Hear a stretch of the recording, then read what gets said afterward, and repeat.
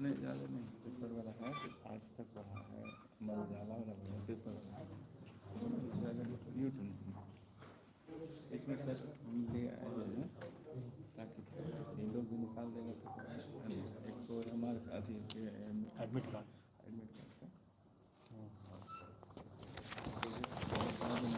और ये वाला भी दिया ताकि भी दिखा देंगे, है ना, लोग भी रहेगा तो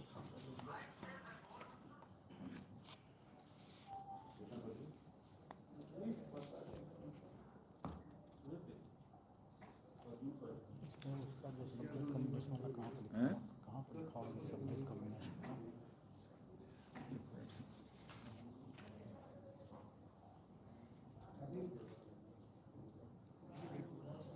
जिसमें इस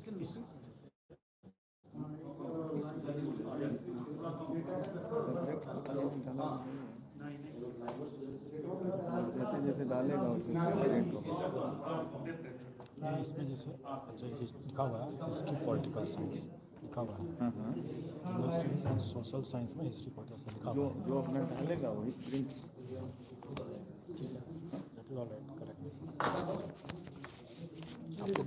ऑल सेटल्ड। हाँ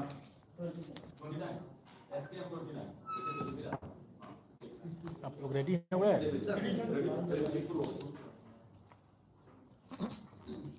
सबसे पहले तो आप सब लोगों का बहुत बहुत स्वागत है। और 2 दिन बाद TRE 2.0 होने जा रहा है, तो उसके पहले हम लोग कुछ जानकारी लोगों को दे दें, खास करके आपके माध्यम से कैंडिडेट्स को जानकारी बहुत आवश्यक है। पहली बात कि हर बार की तरह 1 घंटा पूर्व सेंटर पर एंट्री बंद हो जाएगा। तो और इस बार हम लोग एंट्री के समय बायोमेट्रिक वेरिफिकेशन ज़्यादा स्ट्रिक्टली करेंगे, क्योंकि हम लोग का ये प्रयास है कि अगर कोई भी इम्पर्सनेशन, कोई भी मुन्ना भाई अगर हैं तो परीक्षा के दौरान ही हम लोग पकड़ लें। इसलिए हम लोग एंट्री के समय में ही काफ़ी सतर्कतापूर्वक उनकी बायोमेट्रिक चेकिंग की जाएगी।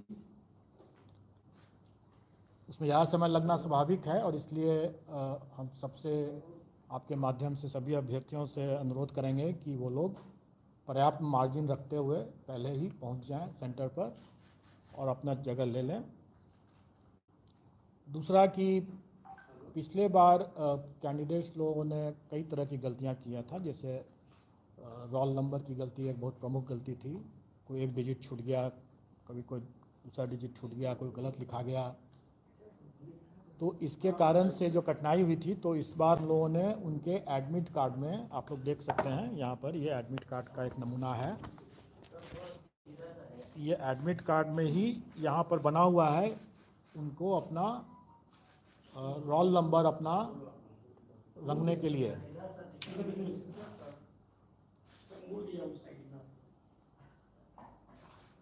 इसमें कोई ऐसा कोई अजूबा चीज़ नहीं है जिसके लिए आपको फ़ोटो खींचने की ज़रूरत पड़े, लेकिन ये उनके लिए है कि अगर वो अपने घर पर बैठे हुए ठंडे दिमाग से, क्योंकि एग्ज़ामिनेशन हॉल में प्रेशर में, तनाव में आकर के वो कई गलती कर देते हैं, इसलिए वो पहले ही अपना रोल नंबर लिख करके और गोला बना लें, गोला को रंग लें सही तरीके से। घर में है तो अपना जितने बार उसको करेक्शन करना अपना कर लें वो, और उसके बाद वो उसी को लेकर के आए वहाँ एग्ज़ामिनेशन हॉल में, और फिर वो उसी गोला के हिसाब से OMR शीट में गोला बैठाएं, तो गलती नहीं होगी, चांसेस कम है गलती होने का। दूसरा, पिछले बार हम लोगों ने देखा था कि वो सब्जेक्ट कॉम्बिनेशन गलत डाल दिए, और हम लोगों के पास में ऐसे कंप्लेन भी आते हैं कि भाई हमने तो ये, हमारा तो नंबर कम हो गया, लेकिन कई लोगों ने जैसे हिंदी और उर्दू बांग्ला जो भी सेलेक्ट करना था तीनों रंग दिया है। अब आप सुनते रहिए उसमें बैठ कर कि कौन सही है कौन गलत है, और उसके नेचुरली अगर उसका सिलेक्शन नहीं हुआ तो अब कंप्लेन का रोने लग की स्थिति हो जाती है। तो उन सब चीज़ों को ध्यान में रख करके हम लोगों ने इस बार पहले ही साफ़ कर दिया कि हम आवेदन में जो लेंगे, जो आप ठंडे दिमाग से, क्योंकि आप आवेदन भर रहे हैं तो आप ठंडे दिमाग से अपना भर रहे हैं, जो भी सब्जेक्ट कॉम्बिनेशन चुन रहे हैं आप उसी समय चुन लें आराम से, और एग्जामिनेशन हॉल में हम कोई सब्जेक्ट कॉम्बिनेशन आपसे नहीं पूछेंगे, क्योंकि हम पूछते हैं आप गलती करते हैं फिर उसके बाद कॉम्प्लिकेशंस होता है। आपकी सहूलियत के लिए, मतलब अभ्यर्थियों की सहूलियत के लिए कि उसने क्या सब्जेक्ट कॉम्बिनेशन चुना है। वैसे तो हम लोग ने एडमिट कार्ड इतना नज़दीक है इसलिए उसको याद तो होना चाहिए कि उसने क्या चुना है, लेकिन फिर भी अगर वो भूल गया कि हमने क्या चुना था, तो यहाँ पर जैसे मैं दिखा रहा हूँ कि यहाँ पर इसका सोशल साइंस का पेपर जैसे है, तो उस नमूना है ये, वैसे रियल केस ही है लेकिन है नमूना के लिए है। हिस्ट्री एंड पॉलिटिकल साइंस, इसमें उसका कॉम्बिनेशन अंकित है। तो कहने का मतलब यह है कि अगर कोई भूल भी गया हो अगर वो कि उसको हिस्ट्री पॉलिटिकल साइंस क्या कॉम्बिनेशन चूज़ करना है, किसका आंसर देना है, क्योंकि इसके बुकलेट में हिस्ट्री का भी क्वेश्चन रहेगा, पॉलिटिकल साइंस का भी रहेगा, ज्योग्राफी का भी रहेगा और इकोनॉमिक्स का भी रहेगा, लेकिन उसको करना है हिस्ट्री एंड पॉलिटिकल साइंस के। और अगर हिस्ट्री पहले है तो पहला 40 क्वेश्चन जो होगा, मतलब मेन कॉम्बिनेशन पार्ट का, वो हिस्ट्री का करना है, और दूसरा पॉलिटिकल साइंस है तो अंतिम 40 क्वेश्चन जो होगा वो पॉलिटिकल साइंस का ही करना है उसको। क्योंकि तो जिस सीक्वेंस में यहाँ पर लिखा हुआ है, जिस सीक्वेंस में उसने भरा है, इसी सीक्वेंस में उसको आंसर करना है। और ये सीक्वेंस वहाँ पर दिया हुआ है जो उसने भरा है कि पार्ट ए में हम हिस्ट्री एंड पार्ट बी में हम पॉलिटिकल साइंस, तो उसको उसी हिसाब से प्रथम 40 जो है उसको हिस्ट्री, द्वितीय फिर पॉलिटिकल साइंस, इस तरह से चुनना है।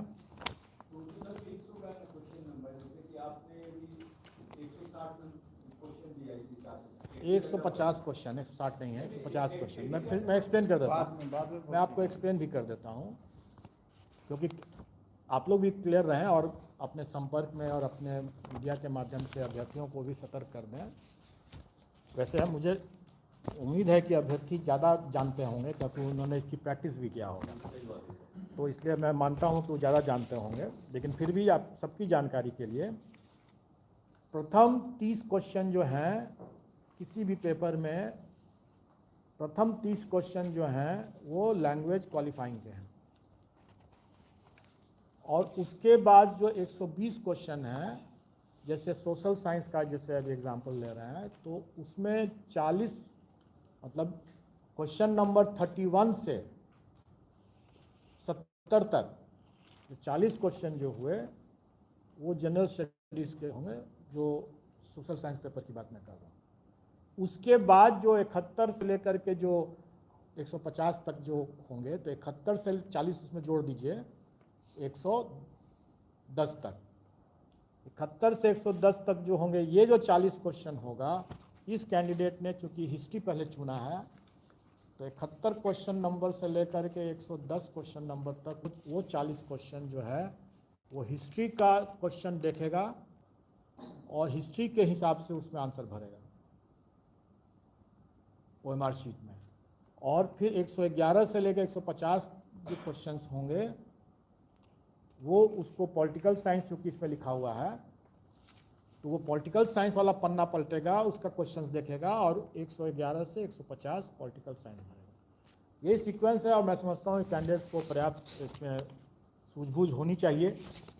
अगर सूझबूझ नहीं होगा तो शायद शिक्षक बनने के लिए भी हो, जो नहीं हो शायद वो, लेकिन इतनी सूझबूझ होगी और प्रैक्टिस किया होगा तो ज़रूर वो समझ में आ गया होगा। और चूँकि उसको स्मरण रहे, प्रेशर में कहीं भूल न जाए कि पहले कौन सा दिया था, हिस्ट्री लिखा था, पॉलिटिकल साइंस, तो इसलिए वो यहाँ पर दिया हुआ है, तो इसलिए ये प्रॉब्लम नहीं होना चाहिए। अब रही बात कि इसमें हम लोगों ने पहले पिछले बार भी हम लोगों ने बहुत क्लियर करके रखा था लोगों को कि हम पूरे मुस्तैदी से हम लोग चाहेंगे कि कोई कदाचार मुक्त परीक्षा हो, और इसके लिए हम लोगों ने टेक्नोलॉजी का और बायोमेट्रिक वेरिफिकेशन का पर्याप्त इस बार व्यवस्था किया है। और मैं उम्मीद करता हूँ कि इस बार अगर कोई भी, अगर मुन्ना भाई जैसे अगर कुप्रयास करेंगे अगर, तो परीक्षा अवधि में ही पकड़े जाएंगे। और ये भी है कि अगर कोई अभ्यर्थी जो हैं ये भी ध्यान रखेंगे कि कोई गलती न करें अपने जो बेसिक इन्फॉर्मेशन को डालने में, जैसे रोल नंबर इन्फॉर्मेशन को डालने में। हम लोगों ने सीरीज़ को, जो क्वेश्चन सीरीज़ की भी गलती करते थे, तो क्वेश्चन सीरीज़ को इस बार हम लोगों ने हटा दिया है। इसका यह मतलब नहीं है कि क्वेश्चन अलग अलग सीरीज़ के नहीं होंगे, वो क्वेश्चन अलग अलग सीरीज़ के हैं और उसके OMR में वो प्रिंटेड रहेगा पहले से, उनको नहीं प्रिंट करना होगा। लेकिन क्वेश्चन सब अलग अलग सीरीज़ के रहेंगे और रैंडमाइज भी रहेंगे, डबल रैंडमाइज रहेगा, वो सब अपनी जगह पर है ही। अगर कोई सिस्टम में अगर वो ब्रीच करने की कोशिश करेंगे, जैसे फ्लूइड लगा करके करेंगे, डिटेक्ट होने पर अगर सिस्टम अगर उसको डिटेक्ट कर लेता है तब तो उसको वहीं पर वो आउट हो जाएगा। लेकिन अगर सिस्टम नहीं डिटेक्ट करेगा तो भी हम लोग मैनुअली भी चेक करेंगे। इसलिए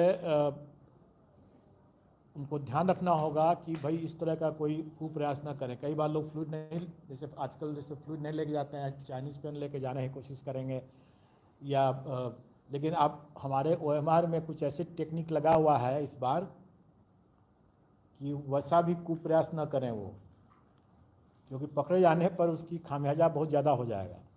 और हम लोगों ने नेगेटिव मार्किंग नहीं रखा है तो हम मान के चलते हैं कि थोड़ा बहुत वो लोग अपना अंदाज लगा ही सकते हैं। लेकिन इस तरह का कुप्रयास बिल्कुल ना करें कि नाखून से या ब्लेड से या फ्लूइड लगा करके या चाइनीज़ पेन से इरेज करने का कोशिश करेंगे, क्योंकि हम सबका मैनुअल चेकिंग करेंगे। जो सिस्टम से पकड़ लेगा तो मैनुअल चेकिंग तो होना ही है और इसमें कड़ी कार्रवाई हो जाएगी उस पर। इसलिए वो ऐसा प्रयास ना करें। और कई बार हम लोगों ने देखा है, बल्कि इस परीक्षा में तो उतना नहीं, लेकिन किसी दूसरी परीक्षा में हम लोगों ने देखा, बड़ा अफसोस भी हम लोगों को हुआ कि एक कैंडिडेट ने 8-9 क्वेश्चंस पर क्या किया कि उसको जैसे डाउट होता है कैंडिडेट्स को कोई आंसर पर, तो एक डॉट लगा दिया वहाँ पर। बाद में उसने सही आंसर दिया है, लेकिन शुरू में अगर डाउट है तो वहाँ पर डॉट लगा दिया। OMR पर डॉट न लगाएं, क्योंकि वो उस कैंडिडेट के केस में हम लोग 8 से 9 क्वेश्चंस को हम लोगों ने हटा दिया। उसका करेक्ट आंसर था, लेकिन चूंकि उसने बगल में दूसरे गोला के अंदर में भी अगर डॉट लगा के रखा था, और हमने जैसा बताया कि हम मैनुअली चेकिंग करते हैं, बहुत अफसोस है मुझे कि उस कैंडिडेट को उसके कारण से नहीं हुआ। अगर कोई संशय है तो अपने बुकलेट में लगाए ना, क्वेश्चन बुकलेट में अपना गोला लगाएं, डॉट लगा दें, बाद में आप उसको भर दें, फाइन। लेकिन अगर OMR में अगर डॉट लगा देते हैं और मेरा सिस्टम इस बार ज़्यादा तगड़ा है, अपना बुकलेट में लगाएं, बाद में लगाएं, एक ही आंसर लगाएं, एक से अधिक लगाना उनके लिए आत्मघाती हो जाएगा। इसमें सर एक छात्र ने आपसे आग्रह है कि कई जगह से कई अभ्यर्थियों ने कहा कि जो इन्विजिलेटर थे वो क्वेश्चन तक पे टिक नहीं लगाने दे रहे थे या कोई निशान नहीं, तो आप लोग क्लियर कम्युनिकेशन रखिएगा ताकि इस तरह का वो कई बार अत्यधिक हम लोग एक्टिव हो जाते हैं तो उसका भी नतीजा। देखिए, ऐसे एबरेशंस जो हैं, आप इक्का दुक्का केस आप जैसे हो सकता है कि हो, उसको जनरलाइज नहीं कर सकते हैं। ऐसा किसी परीक्षा में अपने क्वेश्चन बुकलेट पर उसको रफ करना, कोई कैलकुलेशन है तो अपना कैलकुलेशन कहाँ करेगा वो? अगर कोई मैथमेटिक्स का कोई सवाल है तो कैलकुलेशन करेगा ना, किसी चीज़ पर करेगा ही, तो कहाँ करेगा वो? इसलिए वो चीज़ नहीं है, वो एक बहुत एक्सट्रीम आप एग्जाम्पल दे रहे हैं, वो ऐसा कोई जनरलाइज नहीं कर सकते हैं उस चीज़ को। और मैं इसी संबंध में मैं एक जानकारी दे दूं कि आपने तो बताया कि वो ओवर स्ट्रिक्ट हो गए, लेकिन कुछ ऐसे जगह सेंटर्स में हम लोग तो हमेशा परीक्षा लेते ही रहते हैं, उसके बाद भी कई परीक्षाएं हो चुकी हैं। और अभी आपकी जानकारी के लिए बता दूं कि एक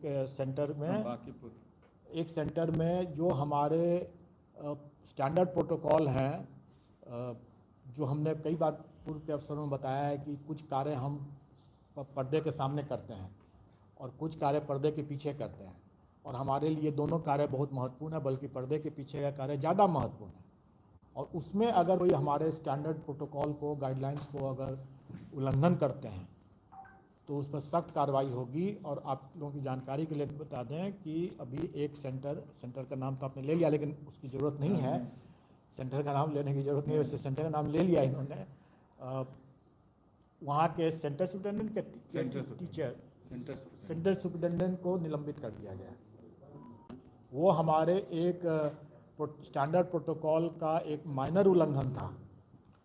लेकिन होता क्या है कि अगर माइनर उल्लंघन ही कभी कभी बहुत मतलब आत्मघाती हो सकता है, उसी के कारण से पूरी परीक्षा प्रभावित हो सकती है।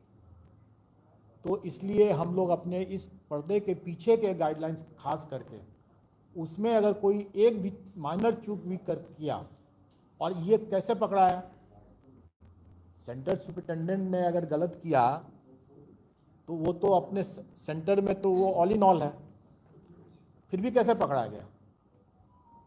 Very easy. पिछले बार से हम लोगों ने जो कैमरा TRE 1 से जो स्टार्ट किया कैमरा की व्यवस्था, वो आगे की सारी परीक्षाओं में कैमरा की व्यवस्था कर दिया।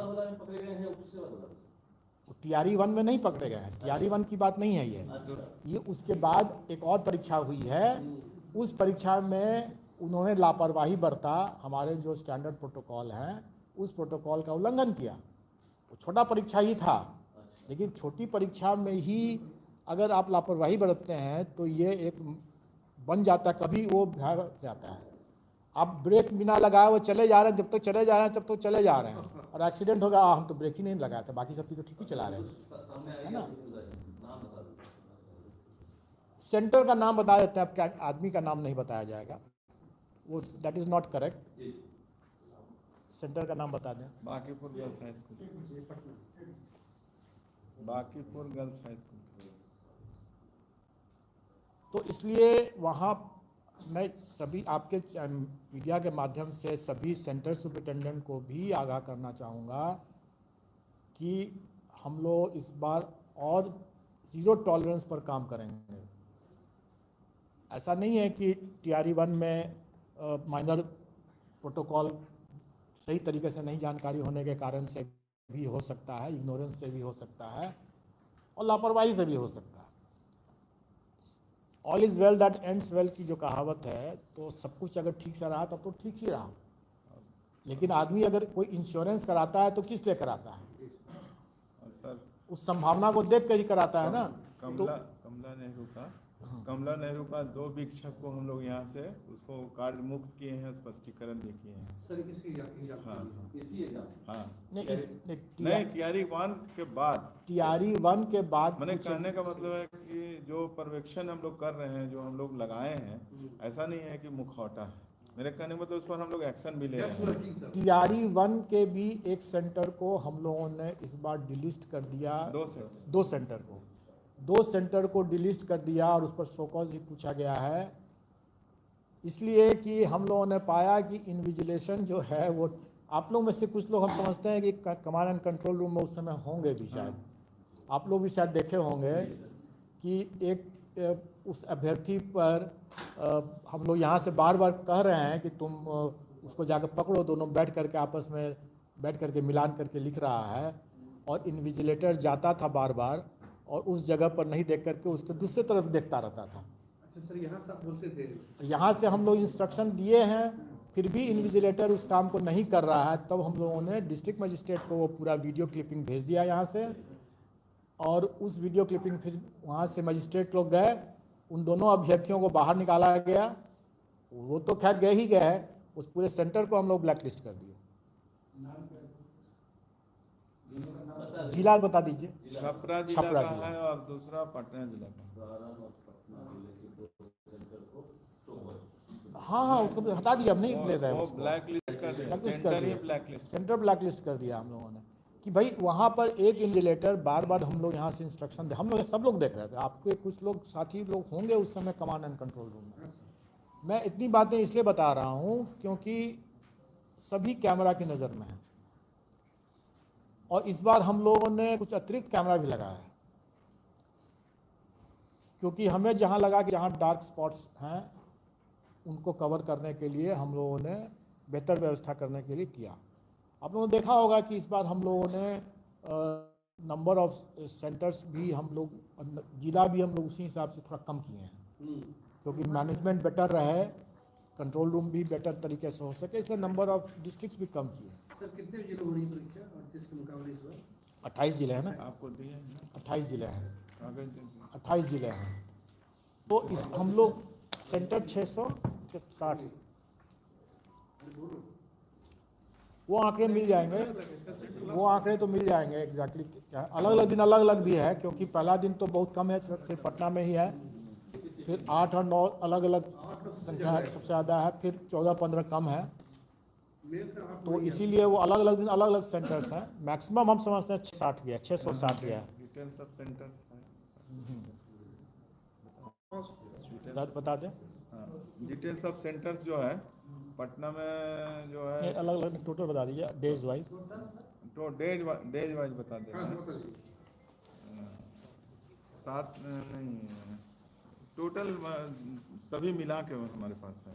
ग्रैंड टोटल बताते हैं, पटना में 76 है, भोजपुर में 93 है, औरंगाबाद में 38 है, और बांका में डिस्ट्रिक्ट वाइज बताएंगे। हाँ बांका में 34 है, बेगूसराय में 59 है, भागलपुर में 102 है, बक्सर में 16 है, दरभंगा में 100 है, ईस्ट चंपारण मोतिहारी में 34 है, गोपालगंज में 23 है, जहानाबाद में 29 है, कटिहार में 40 है, खगड़िया में 28 है, लखीसराय में 28 है, मधुबनी में 36 है, मुंगेर में 34 है, मुजफ्फरपुर में 169 और नालंदा में 71, नवादा में 36, पूर्णिया में 111, रोहतास में 49, सहरसा में 32, समस्तीपुर में 26, सारण में है 84, सीतामढ़ी में 29, सीवान में 41, वैशाली में 27, वेस्ट चंपारण में 29। टोटल इस तरह से डिफरेंट डेट का अगर मिला ये जो है ये centre into days, centre into days करके सेंटर डेज है, सेंटर डेज है। मैं बता देता हूँ आप टोटल देखिए, मैंने जैसे बताया कि अलग अलग दिन हमारे अलग अलग नंबर ऑफ सेंटर्स हैं। मैक्सिमम जो सेंटर्स गया है 9 तारीख को गया है वो 555 है, और 8 तारीख को 396 है। हाँ ठीक है। और ये जो अभी पहले जो ब्रेकअप जो दिया गया वो चारों जितने दिन है सभी दिन का मिला करके total number of centre into days जो हो रहे हैं वो दिया गया था। और अगर पूरे 555 जो हैं वो मैक्सिमम नंबर ऑफ सेंटर्स एक दिन हुआ है। अगर डेट वाइज नोट करना चाहते हैं तो 7 तारीख को 3 सेंटर है, पटना में ही है सिर्फ। हाँ 7 तारीख को नहीं 7 तारीख को 4 सेंटर है। सेंटर आपको डिस्क्लोज करने की जरूरत नहीं है, कैंडिडेट को ही मालूम होना 8 चाहिए। तारीख को 396 है, 9 तारीख को 555 है, 10 तारीख को 151 है, 14 तारीख को 184 है, और 15 तारीख को 184 है। टोटल सब मिला दीजिएगा तो 1474 है। 15 का 184 फिजिकल नंबर यही है। हाँ फिजिकल नंबर यही है, ये तो क्यूमुलेटिव नंबर। हाँ सेंटर वाला सर चलवा दीजिएगा। हैं? आप ग्रुप कैसे डाल दीजिए? अच्छा ठीक है डाल देंगे। लेकिन उसमें समझने वाली बात है कि फिजिकल नंबर ऑफ सेंटर्स जो है वो 555 ही मैक्सिमम है। सर एक प्रश्न ये है कि बिहार के एक मिनट सर का पूरा हो जाने दीजिए तो। नहीं मैं ओवर हो गया हूँ। आप लोगों को हाँ, पूछना है तो आप सर पूछें। बिहार के कितने अभ्यर्थियों ने फॉर्म भरा है, और क्या ये आंकड़ा है कि राज्य भर कितने जो दूसरे राज्य के कितने अभ्यर्थियों का आया है? देखिए मैं नहीं एक मिनट ये राज्य विभाजन वाली बात मत करें आप, देश विभाजन वाली बात मत करें। वो उसका जवाब मैं नहीं दूंगा, उसका डेटा नहीं दिया जाएगा। वो ब्रेकअप अभी किया गया है, वो भी ब्रेकअप किया नहीं गया है। नियोजित टीचर का होगा? ब्रेकअप होगा तो सबका निकलेगा एक साथ। देखिए आप लोग के पास फुर्सत हो सकता है बहुत चीज़ पता करने का, पूछने के लिए। हमारे पास अभी हमारे हाथ बंधे हुए हैं। आपने देखा भी होगा कि अभी हम लोग और आज भी शायद एक रिजल्ट हम लोग निकालने जा रहे हैं जो काफ़ी चिर प्रतीक्षित था। लॉन्ग पेंडिंग रिजल्ट्स हम लोगों ने कितना इस बीच में निकाला। हम लोगों को जो सांस लेने का जो समय मिला उसी समय में हम लोगों ने कई रिजल्ट धड़ाधड़ निकाला है, और आज भी एक रिजल्ट निकलेगा, और कुछ इंटरव्यू भी इस बीच में हुआ। हम लोग अभी इतने विश्लेषण नहीं करते हैं, और हमें इस विश्लेषण करने की आवश्यकता भी नहीं है। और मैं तो राज्य के अंदर और राज्य के बाहर का विश्लेषण करने के सख्त विरोधी हूँ, क्योंकि देश एक है, हम लोग उसको अलग अलग विभाजित नहीं कर सकते हैं। अच्छा सर, इससे अलग है बहुत सारे ऐसे कैंडिडेट भी हैं जिनको कि जैसे कि वो प्राइमरी में सेलेक्ट हुए या मार्किंग में सेलेक्ट हुए और उसी कैटेगरी में दोबारा एग्जाम दे रहे हैं, क्योंकि उनको अपने पसंद का का नहीं मिला, तो क्या आप उनके रिजल्ट को रोकेंगे? आपके पास में ऐसा कोई मतलब संपुष्ट करके मतलब आधिकारिक टाइप से है इंफॉर्मेशन की जनरल बात पूछ रहे हैं आप? नहीं नहीं, मैं जानता हूँ व्यक्तिगत तौर तो पे दैट इज हिज चॉइस।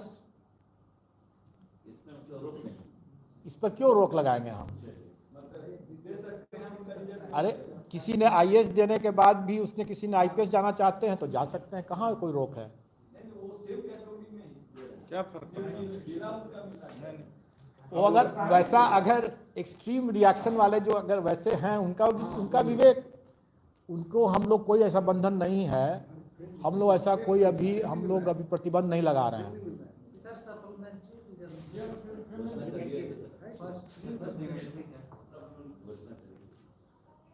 क्या सुनना चाहते हैं? अच्छा, किसी ने ये सोचा कि सप्लीमेंट्री रिजल्ट सेकेंड टीआरई 2 के रिजल्ट के साथ साथ निकालना ज़्यादा लाभकारी होगा या अभी निकालना ज़्यादा लाभकारी होगा? दोनों का 2 पॉइंट देखिए मैं इसको एक्सप्लेन कर देता हूँ। अगर कोई कैंडिडेट अगर मान लें अभी तो जैसे उन्होंने एक्सट्रीम एग्जांपल दिया कि ऑलरेडी उस कैटेगरी में मात्र जिला के कारण से दोबारा परीक्षा देने के लिए तैयार बैठा है, तो खैर वो एक्सट्रीम एबरेशन है, उसकी बात ना करें हम लोग। लेकिन इतना तो स्वाभाविक है कि जो भी कैंडिडेट को अगर मिला होगा इस बार रिजल्ट आया है, उसमें अगर उसको अपने प्रॉस्पेक्ट्स बेटर आते हैं, जैसे प्राइमरी का है तो इस बार प्राइमरी में आया है, वो हो सकता है कि ज़रूर देगा वो अगले बार के लिए कि मिडिल के लिए आने के लिए या हाई स्कूल के लिए आने के लिए या हायर सेकेंडरी में जाने के लिए वो करेगा, उसका हक है, वो दे सकता है। अगर जो ऑलरेडी जिनका रिजल्ट निकल चुका है, जब वो ये काम कर सकते हैं और जब ऐसा होगा उनका सिलेक्शन हायर क्लास में, तो पिछला फिर से खाली होगा।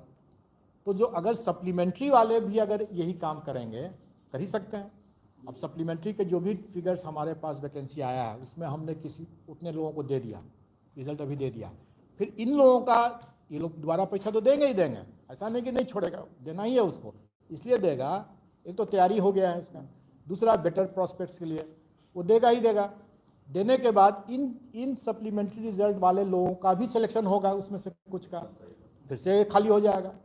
तो एक तरीका ये भी हो सकता है कि हम जितने इस तरह से खाली होते हैं उनको फिर से आगे उसको टीआरई 2 के सप्लीमेंट्री में करें फिर उसका, क्योंकि जाएगा टीआरई 2 में अब वो, क्योंकि टीआरई 2 की परीक्षा हो रही।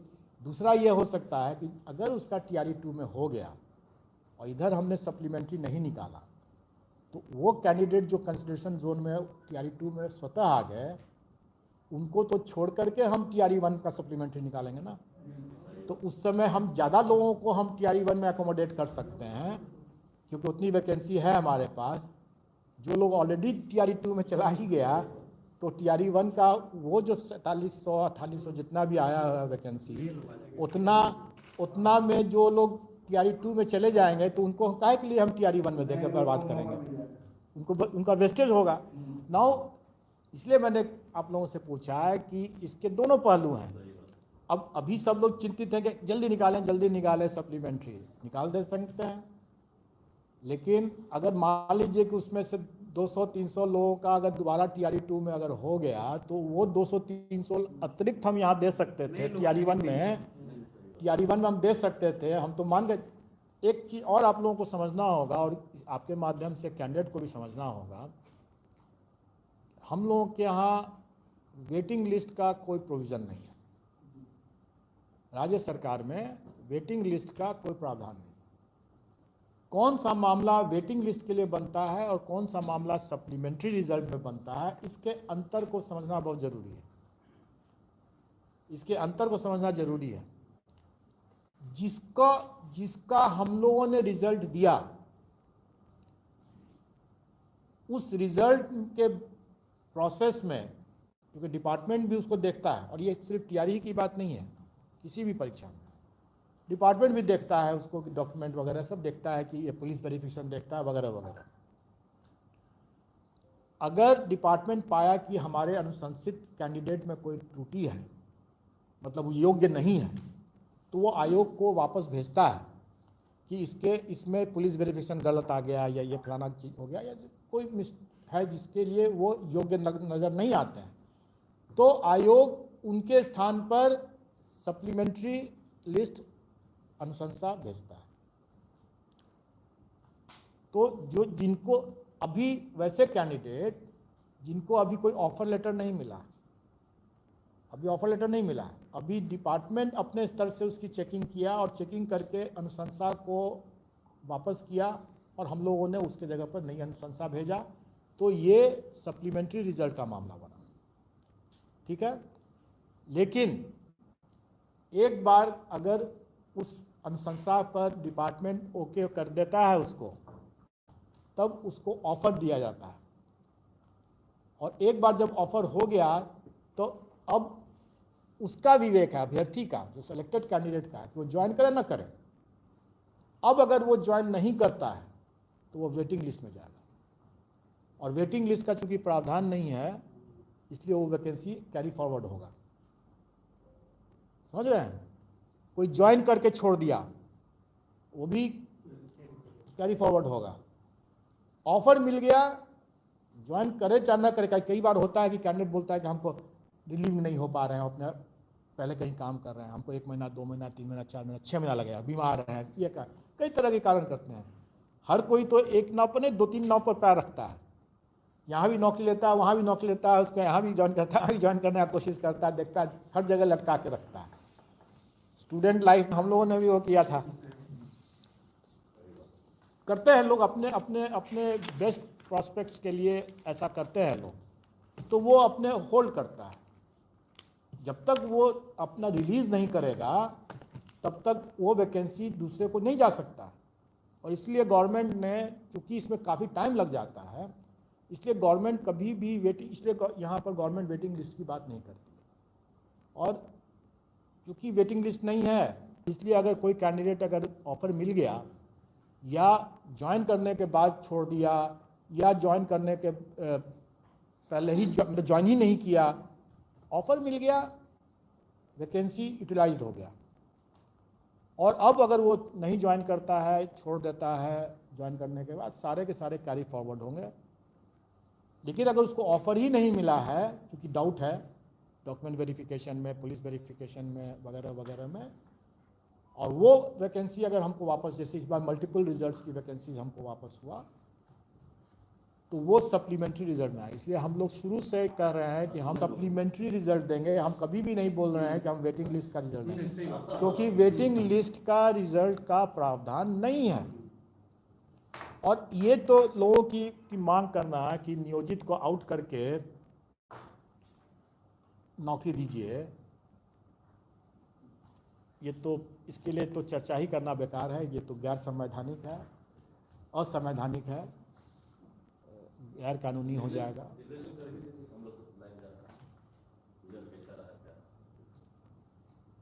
हम लोग रिजल्ट तब निकालेंगे जब हमारा तैयार हो जाएगा। और जैसे मैंने पहले ही बताया कि हमारे पास कई पेंडेंसी है और हमारी ये प्रायोरिटी में नहीं है। TRE 1 का सप्लीमेंट्री रिजल्ट निकालना मेरी प्रायोरिटी, टॉप प्रायोरिटी नहीं है।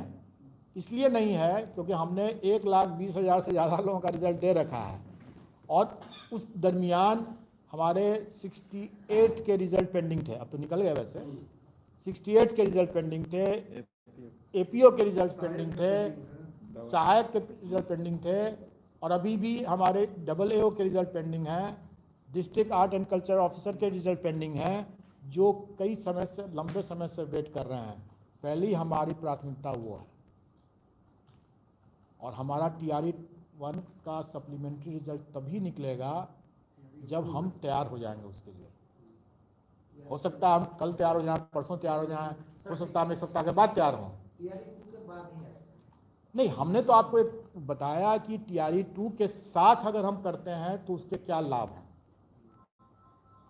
लेकिन अगर हम उसके साथ करते हैं तो घाटा में ये है कि आप ही लोग हल्ला करेंगे बाद में कि भाई इन्होंने देरी कर दिया, क्यों, क्या कर रहे हैं, क्या कर रहे हैं, वगैरह वगैरह। लेकिन मैं 2 टूक बता रहा हूँ कि वो TRE सप्लीमेंट्री रिजल्ट कभी भी प्राथमिक रिजल्ट की तुलना में उतना महत्वपूर्ण नहीं हो सकता है, क्योंकि सप्लीमेंट्री है ना, प्राथमिक रिजल्ट नहीं है वो। प्राइमरी रिजल्ट अगर होता, मेन रिजल्ट अगर होता तो हम उसकी प्राथमिकता दिया, जो कि दिया भी गया। सप्लीमेंट्री रिजल्ट हमारी प्राथमिकता नहीं हो सकती है, वो भी तब जब हमारे पास ढेर सारे दूसरे परीक्षाओं जो लंबे समय से उसकी परीक्षा पर लंबित है, हमारी प्रथम प्राथमिकता वो है। अब ये दूसरी बात है कि हम उसमें से देखेंगे और हमारी जब तैयारी हो जाएगी, वो तैयारी सप्लीमेंट्री रिजल्ट का अगर हो जाता है तो अगर तैयारी हो जाएगा तो हम कल निकाल देंगे, अगर तैयारी नहीं होता है तो हम 1 सप्ताह के बाद भी निकालेंगे, लेकिन हम कोई कमिटमेंट नहीं करेंगे उसमें।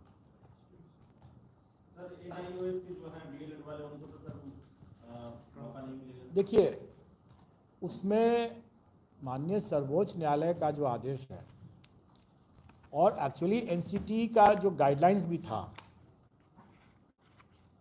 उस गाइडलाइन से एनसीटी विचलित हो गया, अपने ही गाइडलाइन से विचलित हो गया। ठीक है, न्यायाधीश के आलोक में ही विचलित हुआ, जिस पर कि माननीय सर्वोच्च न्यायालय ने आश्चर्य भी व्यक्त किया। लेकिन वो प्रावधान क्या था? एनआईओएस के द्वारा डिप्लोमा करने के लिए वो इस पृष्ठभूमि में था कि आरटीई जब आया तो उस समय कई शिक्षक पहले से कार्य कर रहे थे और आरटीई में क्वालिटी एजुकेशन भी उसका एक इम्पॉर्टेंट एलिमेंट है आरटीई का। तो उसमें यह हुआ कि वैसे टीचर्स को अपग्रेड करने के लिए, उनको उनकी गुणवत्ता में लाने के लिए, उनको प्रशिक्षण देने के लिए ये डीएलएड की व्यवस्था, जिसमें कि 6 महीने कम, मतलब शॉर्ट ड्यूरेशन डीएलएड की व्यवस्था की गई, जो एनआईओएस के द्वारा दिया गया। लेकिन ये जो पूर्व से जो कार्यरत टीचर्स थे, उनके लिए ये प्रशिक्षण के लिए ये व्यवस्था थी। ऐसा नहीं था कि कोई एकदम नया नया कोई टीचर आ रहा है, पहले उसी कारण से ज्वाइन कर रहा है, ऐसी बात नहीं थी। नए अभ्यर्थी के लिए नहीं था, जो पहले से जो अनुभवी जो टीचर चले आ रहे हैं। माननीय सर्वोच्च न्यायालय का जो आदेश निकला हुआ है, उसमें उन्होंने उनके द्वारा एक डेट भी दिया हुआ है, शायद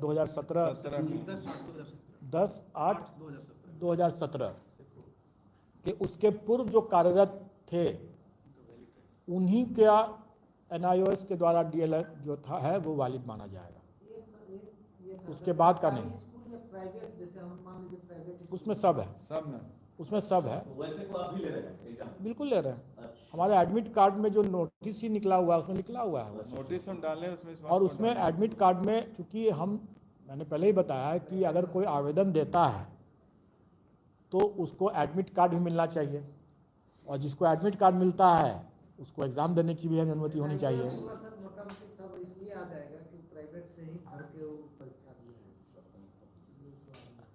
अगर कोई ऐसा फर्जीवाड़ा करते हैं तो वैसे पहले ही मैंने बताया कि बहुत से लोग फर्जीवाड़ा करके बीएड वर्सेस बीटीसी में अगर फर्जीवाड़ा करके आए हैं, आज नहीं तो कल पकड़े ही जाएंगे। फर्जीवाड़ा से देखिए, एक हमारा जो कानून की जो व्यवस्था है उसमें हम सबको निर्दोष मानते हैं जब तक कि वो निर्विवाद रूप से दोषी नहीं प्रमाणित हो जाता है। तो हम तो अभी उसको प्रथम दृष्टया हम उसको सही मानेंगे। अगर वो लिख के दे देता है, अंडरटेकिंग दे देता है, जिससे हम लोग एडमिट कार्ड में अंडरटेकिंग ले रहे हैं कि वो एनआईओएस का डीएलएड जो है उसका विधिवत रूप से है और माननीय सर्वोच्च न्यायालय के आदेश के आलोक में वो वैध है, यह अंडरटेकिंग लेने के देता है, उसके बाद ही वो उसका एडमिट कार्ड डाउनलोड होगा। अगर उसने गलत अपना अंडरटेकिंग दे दिया तो उसने गलत दिया है, और अब भी हम उस पर नहीं, उसका अभी कोई इन्वेस्टिगेशन हम नहीं अभी कर रहे हैं, अभी हम उसको अलाउ करेंगे अपेयर होने के लिए, लेकिन कालांतर में वो फंसेगा। अगर उसने गलत दिया है तो कालांतर में फंसेगा।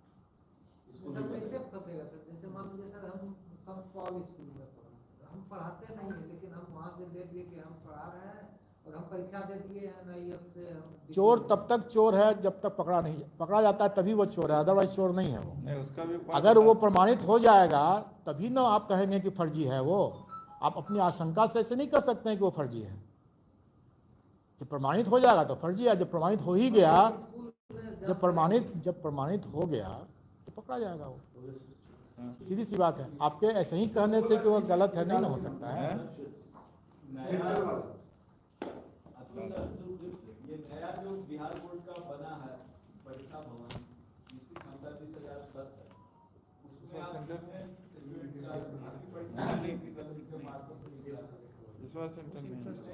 इस बार अभी उसकी व्यवस्था में थोड़ी हम लोग को अभी कमी नज़र आ रही थी। अभी इस बार हम लोग अभी नहीं उसका उपयोग कर रहे हैं, लेकिन कालांतर में उसका बिल्कुल उपयोग होगा, क्योंकि सारे मेंस की परीक्षाएं या जो छोटी मोटी परीक्षाएं जो कि 15,000 अभी उसकी कैपेसिटी है, अभी सारे इंफ्रास्ट्रक्चर इन पोजीशन नहीं है। जब हो जाएगा तो बिल्कुल उसमें होगा। और लास्ट क्वेश्चन सर, क्या ये माने कि इस साल के अंत तक आप ये PRT 2 का रिजल्ट दे देंगे? अगर आप ये चाहते हैं कि हम लोग यहीं पर मतलब 24 घंटा काम करें, 15 दिन 24 घंटा काम करें, तब भी शायद न हो। हमारे लिए 48 घंटा कर दीजिए, मैं दे दूंगा। जनवरी लास्ट तक सर। जब ये बातें हुई थी कि तुम मुझे खून दो, मैं शिक्षक आंदोलन करने लगे हैं। बात तो सही है। रीजनेबल डिमांड जो है वो रीजनेबल होना चाहिए। ऐसे ही डिमांड रेज करने के लिए डिमांड नहीं होना चाहिए। 31 जनवरी या फिर फरवरी, 15 फरवरी, कुछ ऐसा टेंटेटिव अगर दे देते स्टूडेंट को ध्यान इतना देने। निश्चित तौर पर मैं रिजल्ट देख करके ही जाऊंगा यहाँ से। अभी आप सब लोग से मैं यही अपेक्षा करता हूँ कि जैसे मीडिया तो सबके आँख नाक कान होते हैं, हमारी परीक्षाएं होने वाली हैं। आप लोगों का भी एक बहुत महत्वपूर्ण रोल है इसमें। एक तो अभ्यर्थियों को आप अवगत कराएं, और दूसरा आप भी हमारे आँख नाक कान हैं, तो आप भी मुझे बताएं अगर परीक्षा केंद्रों में अगर कुछ प्रॉब्लम है। अगर कैमरा तो लगा हुआ है, लेकिन आपके जैसा इंटेलिजेंट कैमरा तो हमारे पास नहीं है ना। आप तो घूम करके देख रहे हैं, लोगों से पूछ रहे हैं। तो आप बताएं मुझे, अगर उस समय अगर आप लोगों को शिकायत अगर आती है तो आप लोग मुझे बताएं और फीडबैक दें। और आप लोग का भी स्वागत है, आप लोग आएँ, आप लोग यहाँ कमांड कंट्रोल रूम में आकर के देख के जाएँ। ठीक है सर। कभी रिसीव करने है दिक्कत है, बहुत कभी रिसीव नहीं करता है, कोई जरूरी काम है।